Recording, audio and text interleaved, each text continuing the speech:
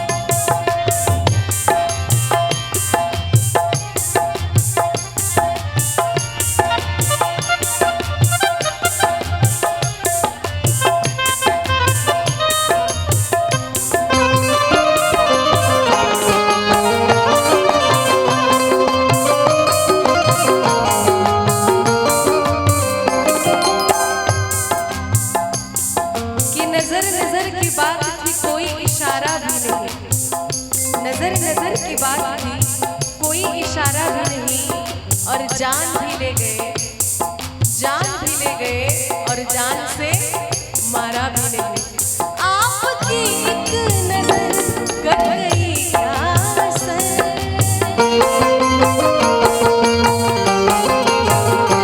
आपकी एक नजर